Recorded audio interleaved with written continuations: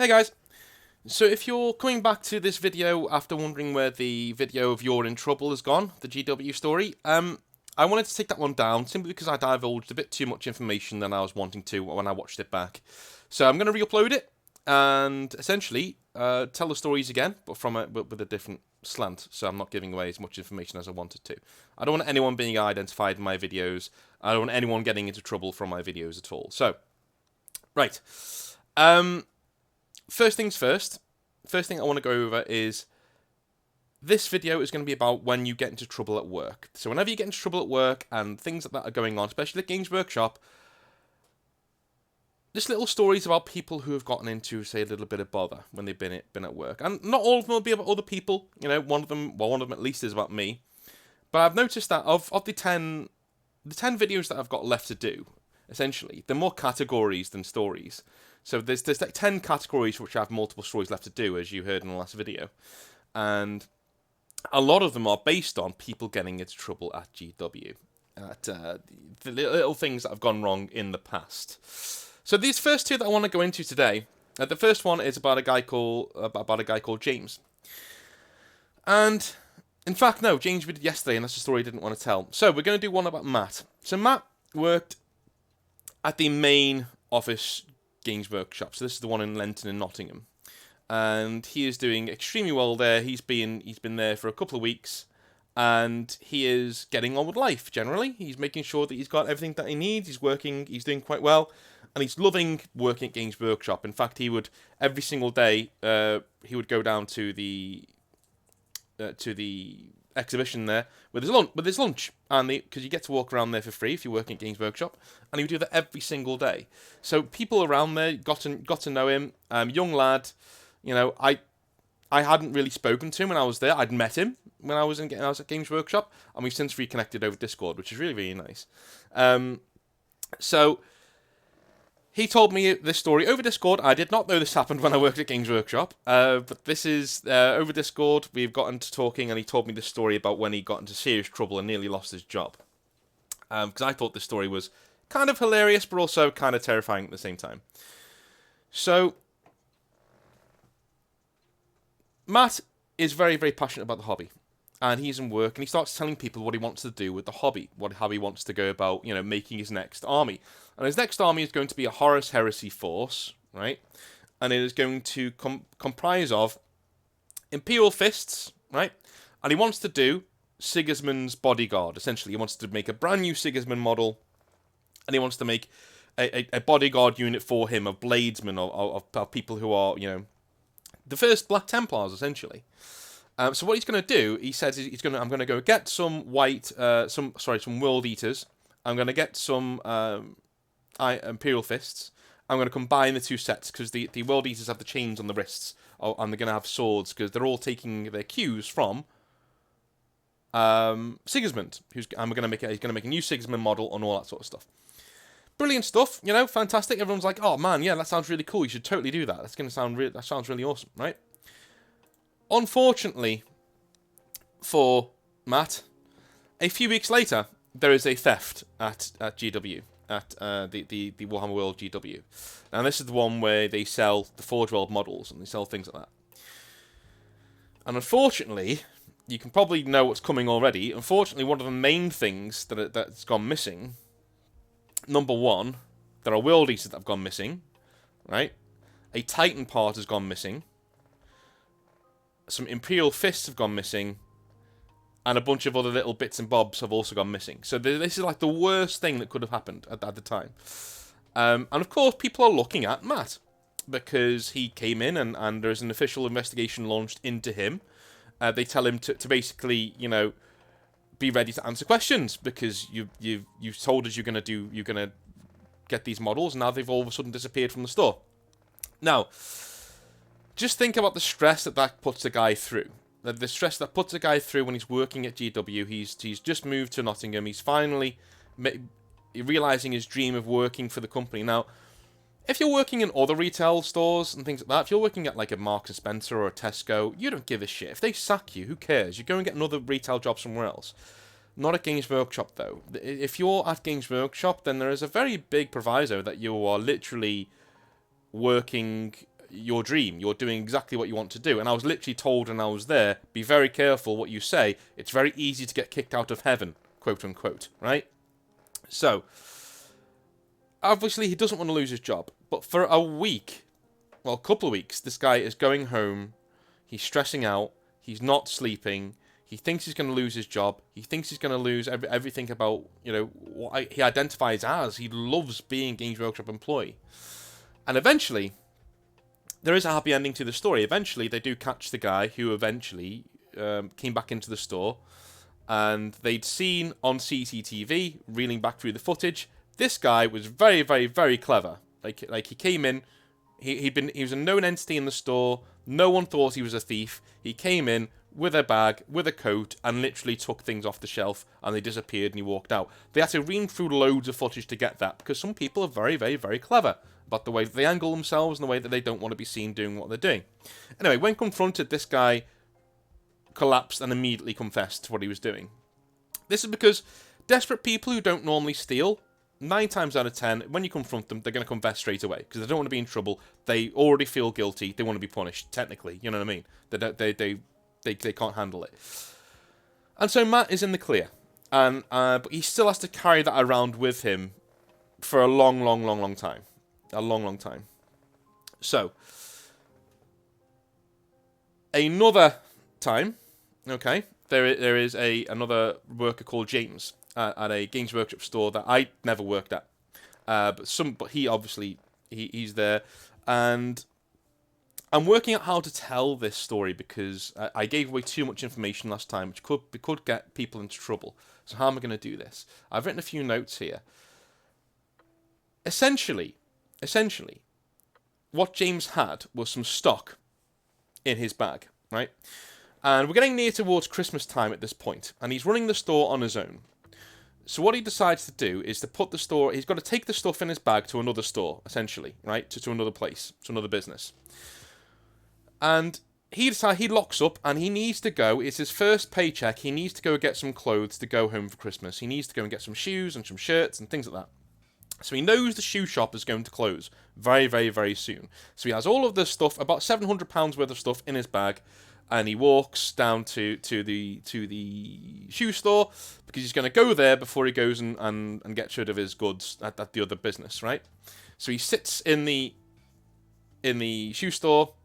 He sits down, and he is now getting his shoes done and things like that. Takes his bag off, puts it down. He's got the one shoe in his hand.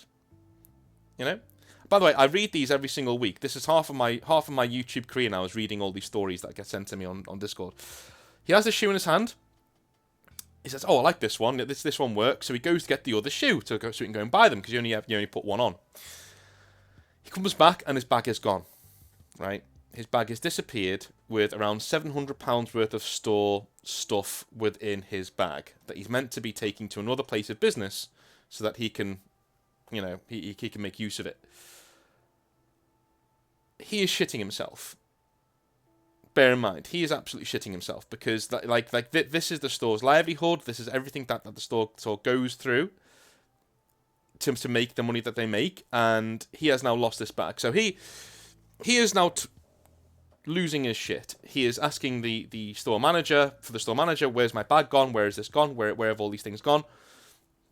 He is absolutely beside himself because he thinks and he knows pretty much he's going to be sacked. Okay, this is a very, very, very serious breach of protocol. Just on the proviso, I did the same thing in the way that I would go and do this transaction. It has to happen every single week.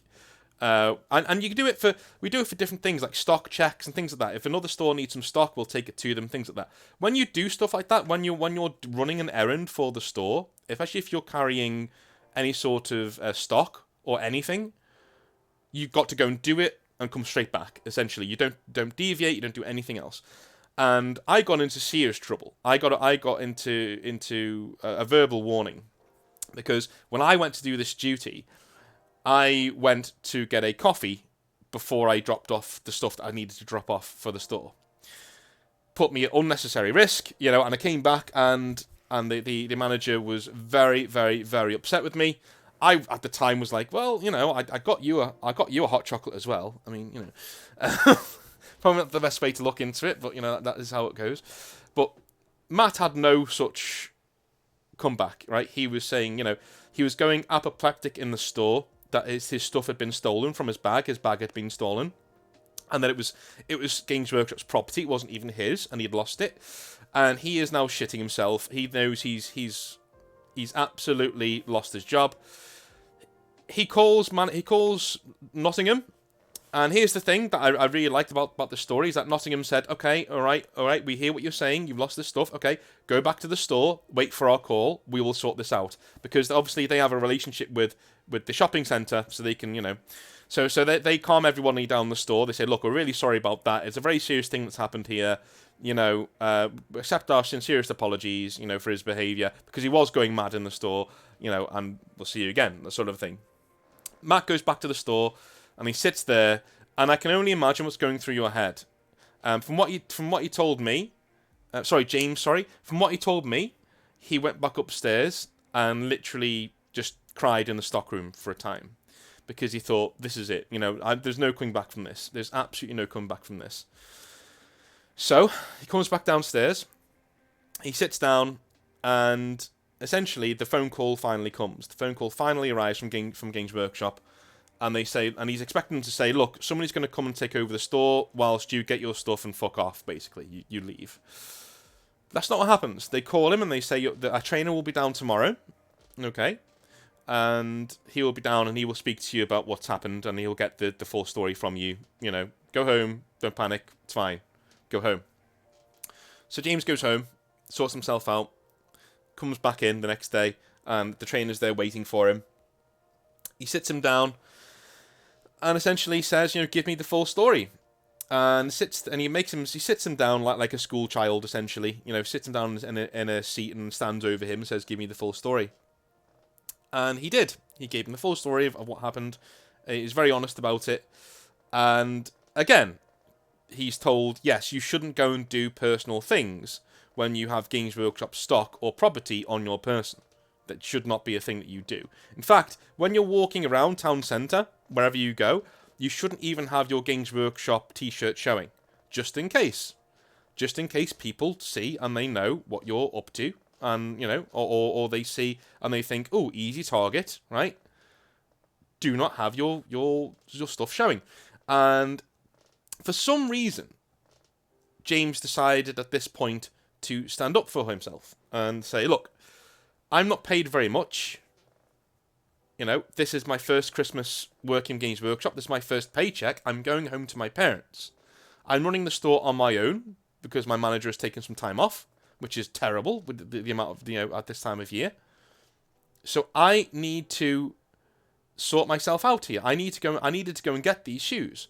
The shoe store was about to shut, so the only time I have outside of Games Workshop was now to go and get these shoes. I shouldn't be left here on my own. For this, James received two written warnings. Okay, the first one was for taking unnecessary risks with Games Workshop property, walking around town with it in his bag, and losing said Games Workshop property, which is, okay, fair enough. The second was for not taking instruction from your trainer, which I thought, and he thought, was a bit over the top, considering the amount of stress he's already been through. That means that any sort of warning after this, he's immediately sacked. It doesn't matter what kind of a warning it is. Could be a verbal warning, could be anything. He's immediately sacked. So he had to keep his head down from then on in for the rest of the year to get one of these things taken off of his record, which he in the end did. As far as I know from his message, he still works Games Workshop today. But that is the time when he got into massive serious trouble, coming back from losing some Games Workshop stock. Right. What other story? Because I know I've got time for 3 now, because I've shortened that story quite a bit to take out all of the information that I didn't want to give out, and I've changed some different things as well, because I really don't want anybody getting into trouble. So let's rewind. So in terms of getting into trouble, getting into serious trouble with Games Workshop and otherwise, we've already gone over the manager who, the urban legend of the manager who, was seducing a few mums. There is also a story I'm not gonna use the word Dave. Let's call him Jim. Now this is one I actually know. Full stop. Like I was at the company when this occurred, and it was at a store that wasn't nearby, but the word got around at a retail workshop. So Jim is working at Games Workshop, and he is doing very, very well. And Jim is not a bad-looking fellow. Let me just say that. Met him, yeah, not a bad-looking guy, right? You can tell he knows the ladies. You know where this is going. So he starts running an after-school club at the store, which is a great idea, by the way. If you're looking to drive revenue at Games Workshop store, after-school clubs are a godsend. So he starts running an after-school club at the store, and he starts, meeting mums. As you do, right? And some of those mums are single, and some of those mums are quite attractive. So again, we can see where this is going. He goes on a few dates with one. They stop dating, and this goes on for a while, where he would generally, be flirty and nice and funny, and he's good with kids. Single mums love that, right? If you're good with especially if you're good with their kids, not in that way. If you're good with their kids, like literally, you're like they're eating out of your hand, sort of a thing. So, without any controversy, he is dating around. He's literally, these women know that he's dating around. These women know that he is acting very responsibly. He doesn't sleep around. He just dates around, and he'll sleep with one or two, maybe, full protection, all that, all that sort of stuff. All good, right? Everyone's happy. Everyone's a winner. About a year into this, he didn't turn up to a retail workshop, one of the ones that I went to, and of which he was part of the extended drinking circle. Like we didn't really know each other that well, but I asked my friend, where is he? Where's Jim? And he said, well, he's had a bit of trouble and he's with HR. And I was like, oh shit, what's happened? Did he punch somebody or something in the store? Because you do feel like it sometimes. And he said, no, it's nothing like that. It's actually quite hilarious. So he's seeing this girl. Let's call her Sally. I'm calling Sally because I don't know what her name was. He's seeing this girl, in her early 30s. Jim's only in his 20s. This girl's in her early 30s. She's very wily. She's very, very cool, gorgeous, and rock chick, whole 9 yards, right? Just, from what I hear, Christina Scabbia lookalike. If you listen to Lacuna Coil, I mean, Google her if you don't know what that looks like. Anyway, he starts dating this woman, and she has him eating out of her hand, basically. Because obviously, he's just this. He's basically deep down, he's a nerd. Doesn't matter how good looking he is, he's a nerd. And he wants female validation, so he's absolutely besotted with this woman, and he ends up actually, kind of falling in love with her, really, really, really liking her. They're going out on dates, things like that. Anyway, on one date that when they go to the cinema, she looks very, very, very uneasy after somebody says hello to her. Somebody says hello to her when they're walking through the foyer, and she gets really uneasy, and he doesn't quite get what's going on. They do the movie, they go home, and he says, oh, she must be feeling very ill, so he takes her home and then goes home himself. The next day, a rather burly gentleman turns up to the Games Workshop store, walks in, sees Jim, and hits him in the mouth. Hits him square in the mouth, right? Luckily for Jim, other parents were there and other dads were there, so they were able to wrangle this guy out of the store very, very, very quickly, who is now screaming at the top of his lungs, stay away from my wife. Okay? So, he's pulled outside, and things calm down, police are called, things calm down, Jim is pulled into HR. Of course, he doesn't lose his job, right? This is not his fault. Should he be sleeping with people's mums who come into the store? Probably not. But to be honest with you, he is not in the wrong here. He gets away with it. He's fine. But he must have been absolutely fearing for his job. And the story that I heard is that, yes, he was indeed fearing for his job.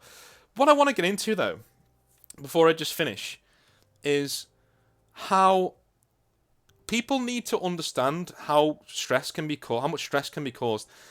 If Jim or Matt or James were more fragile mentally than what they are, if they already had depressive tendencies, if they were already run down by different things in their life, and then this started to happen to them,